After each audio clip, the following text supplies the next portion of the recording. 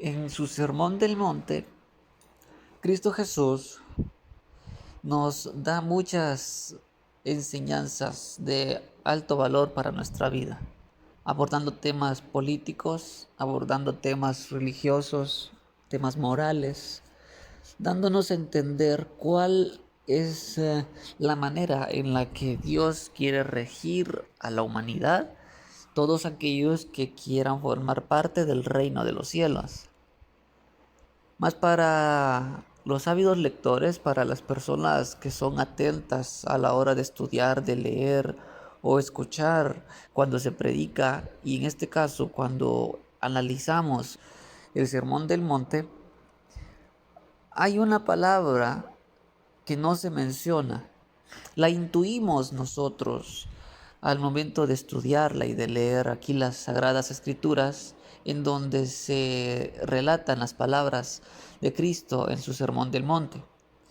Pero la palabra que no aparece, la idea en sí que no aparece en este sermón, que Cristo Jesús no la menciona y no la habla, es acerca de iniciar o fundar una religión nueva o una iglesia nueva.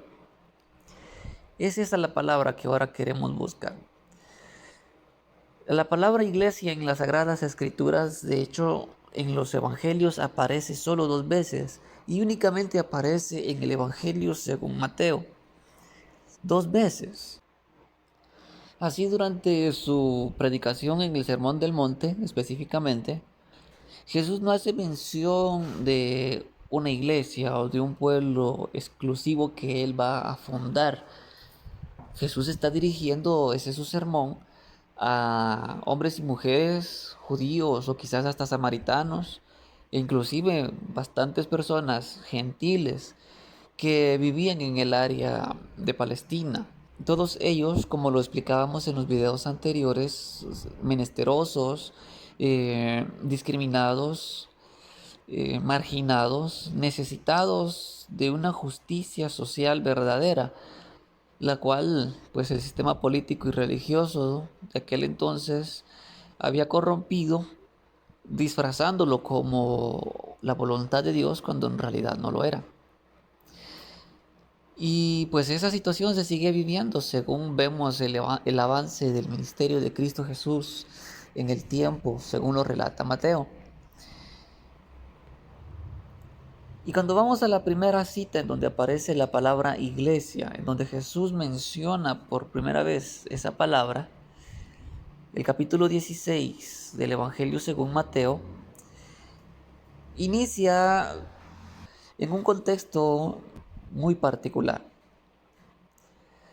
El verso 13, en donde inicia el párrafo completo, dice así: Viniendo Jesús a la región de Cesarea de Filipo, preguntó a sus discípulos, diciendo: ¿Quién dicen los hombres que es el Hijo del Hombre?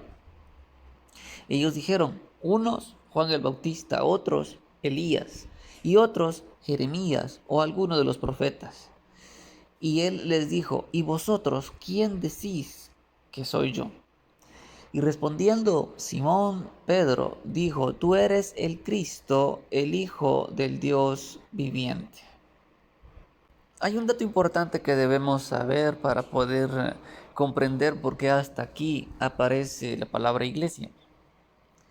Y ese dato, su palabra clave, está en el verso 16. Cristo o el Cristo tiene su origen en el idioma griego. Es un título oficial del Señor Jesús que vino a usarse como nombre. Este título es relacionado con el Mesías del Antiguo Testamento. Los judíos y samaritanos estaban esperando, y de hecho algunos siguen esperando, al Mesías llamado el Cristo para restaurar al reino de Israel. El término hebreo o la palabra hebrea que se traduce como Cristo es Mashiach y significa el ungido. Este mismo término, esta misma palabra, se usa para el sumo sacerdote y el rey, que ambos son ungidos de parte de Dios. A la hora de que toman posesión en sus funciones respectivas, son ungidos en una ceremonia. Pero el Señor Jesús es por excelencia el ungido de Dios. Los líderes políticos religiosos en el tiempo de Cristo Jesús no quisieron reconocer a Jesús como el Mesías. Y al considerarlo blasfemo, lo juzgaron y condenaron injustamente por medio de las autoridades romanas. Así pues, la respuesta de Pedro no es una respuesta cualquiera que se puede tomar a la ligera. Es una declaración profunda, una declaración importante.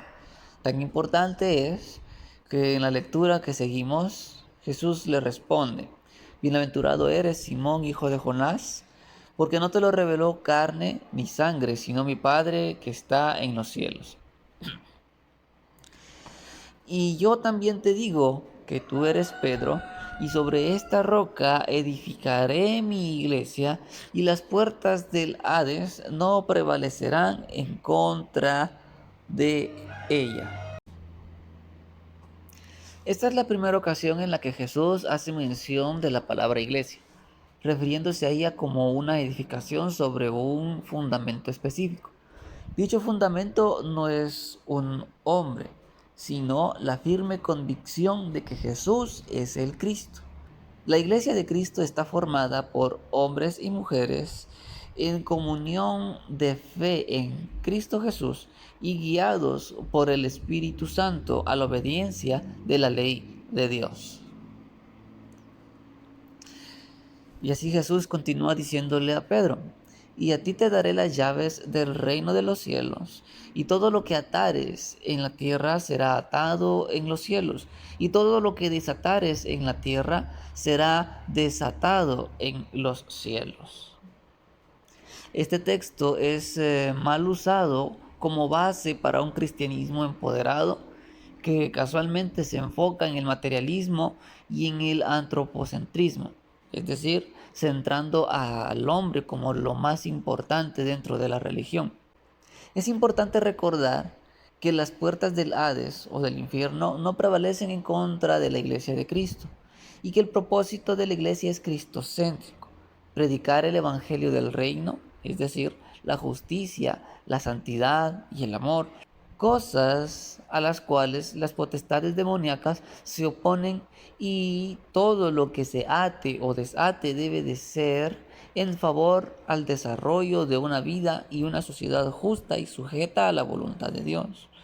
O sea que este texto no nos da libertad o autoridad o empoderamiento para atar y desatar bendiciones y sanidades o milagros, sino que nos da a nosotros la potestad en el Espíritu Santo para reprender toda injusticia, para reprender todo pecado y para desatar y dar libertad así al desarrollo del Espíritu en nuestro carácter, al amor, a la paciencia, a la fe, a la fidelidad, a la obediencia.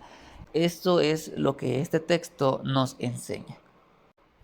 Así, la primera vez que Cristo Jesús hace mención de la palabra iglesia y decir concretamente su iglesia, no se refiere a algo material como un templo o una institución.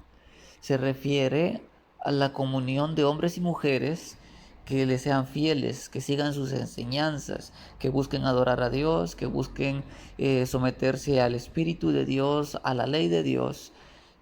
Y todo eso es exactamente lo que Cristo Jesús predica en el Sermón del Monte, pero Él lo predica en favor del establecimiento del reino de los cielos. No está buscando únicamente gente judía, no está buscando únicamente gente gentil, está buscando pecadores que estén dispuestos a arrepentirse y a someter sus vidas a la voluntad de Dios, a la ley de Dios, a la manera de gobernar de Dios. Y a esas personas las involucra Cristo Jesús en el reino de los cielos, y esas personas son las que forman parte de su iglesia.